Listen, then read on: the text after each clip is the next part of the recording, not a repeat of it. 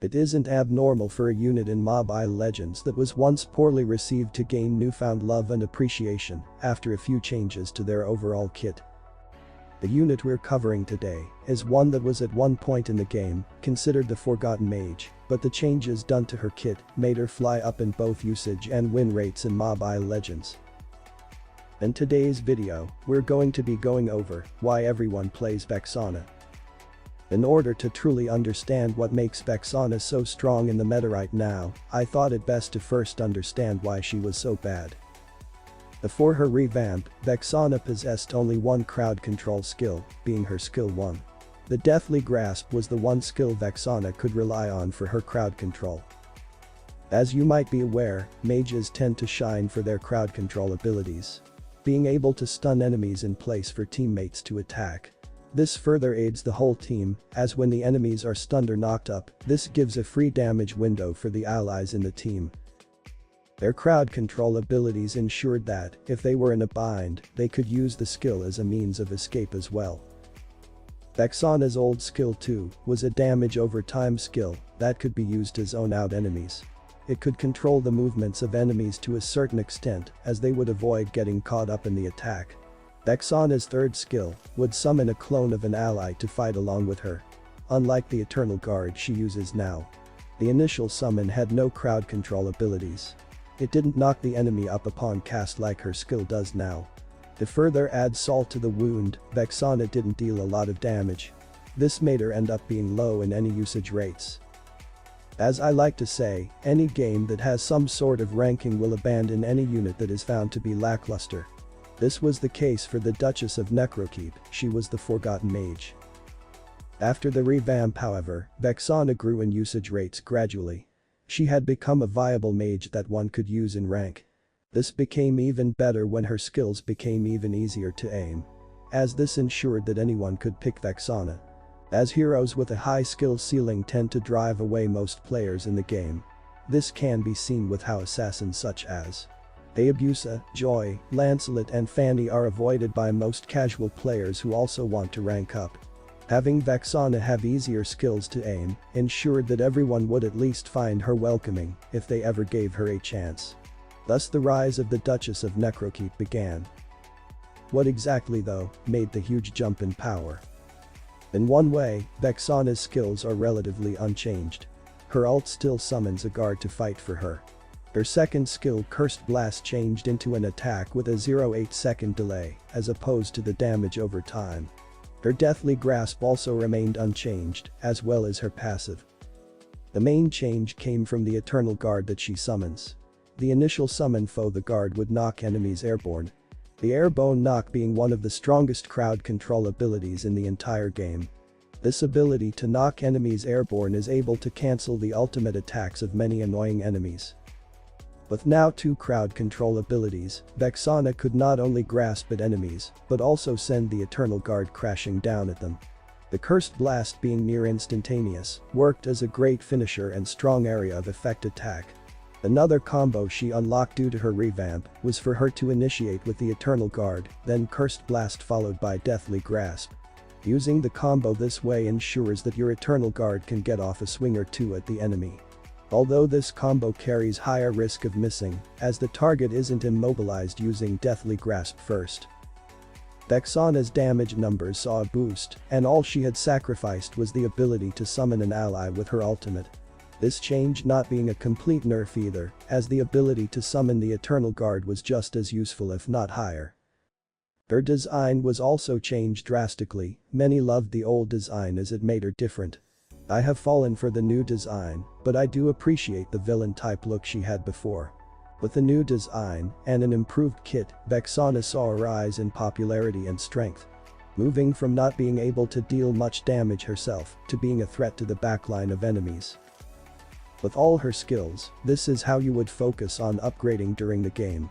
Her skill priority for upgrade being her second skill, and her skill 1 is backup. Always upgrading the ultimate when it is available. Her skill 2 being the first thing you upgrade as it not only deals a ton of damage, it is also useful for wave clearing. Vexana has the highest if not the second highest minion wave clearing in the entire game. Falling behind only to Nevaria maybe, but only in the late game. In the early game, Vexana has the fastest minion wave clear. This is why it is advised to level up the second skill first, as it is important for both wave clear and as a finisher. Vexana struggles with mana in the early game, this is why her first item is advised to be Enchanted Talisman. This ensures she has mana regeneration and can continue to bring terror to the enemy team with her Deathly Grasp. For emblems, the Mage emblem works best for her, but the Assassin emblem can work as well. On screen is the build I use for Vexana in my matches. The recent skin Vexana has received could have significantly added to her popularity. However, she was already a threat even before receiving her skin. If anything, all it did was add fuel to a fire that was already burning quite brightly.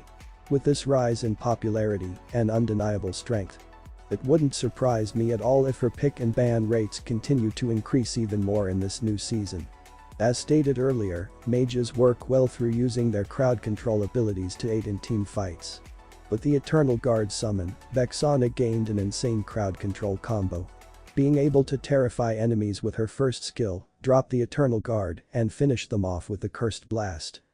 Thanks to her area of effect, Vexana is a strong counter to Glue. As after Glue has used his ultimate, one use of Vexana's second skill will melt all of Glue's health. This same area of effect is what makes him a threat to the hero sons. Vexana can easily deal with all his clones. Vexana also counters units such as Lolita who take a while casting their ultimate, as Vexana's knock-up ability can cancel most ultimates in the game. Vexana is also a strong counter to any backline damage dealers, as she can drop her Eternal Guard on the backline. This destabilizes the support the frontline units are receiving. So mages and marksmen who prefer to fire off from the backline are at risk with Vexana in a team. Vexana is countered by mobile assassins, this is especially true if her Deathly Grasp skill is on cooldown. As in many cases, Vexana can escape the pesky assassin by using her Deathly Grasp. Some cases being required to use her Eternal Guard as well. For this current season, Vexana has seen the highest compatibility score with Atlas. Vexana works best with heroes that have powerful crowd control abilities and high damage output. Heroes such as Atlas, Tigreal and Minotaur who can use their powerful crowd control abilities ensure Vexana can use her high damage combo. She also works with heroes such as Harith, Beatrix and Sun who can deal high damage output while enemies are stunned by her ult. Mages with high area of effect damage and crowd control happen to be the heroes with the highest win rate in Mythical Glory. Mages such as Vale, Luoyi and Aurora. Vale, who also has 2 crowd control abilities in his skill 3 Windstorm and skill 2 Windblow, are dominating right now. Vale has a 51.71% win rate in Mythic rank right now. This couples with a pick rate of 1.24% and a ban rate of 2.03%. Luoyi, who shines for her crowd control with her second skill and her area of effect damage with her first skill. Luoyi has a 49.44% win rate in Mythic rank, she has a 0.58% pick rate and a 3.96% ban rate. With the ban and pick rate at this level, I believe she should be picked more often. Aurora has a 50.83% win rate in Mythic rank. She has a 0.71% pick rate and 4.36% ban rate in Mythic rank. As you can see, the mages with the highest win rates happen to be mages with crowd control abilities and area of effect attacks. Vexana just so happens to have both these in abundance. This is what led to her being the mage everyone wants to play. Vexana has a 51.61% win rate in Mythic rank. She has a 2.56% pick rate and whopping 32.17% ban rate in Mythic rank. If Vexana isn't banned in a match, then you should probably be using her to rank up. With the second highest win rate after Vale for mages, and the third highest ban rate after Nana and Harith, you can't help but accept that Vexana right now is one of, if not the strongest mage in the middle lane with the current meta. It just makes sense why everyone plays Vexana. That is it from me and my thoughts on this video. If you made it this far, please consider giving a like and subscribing.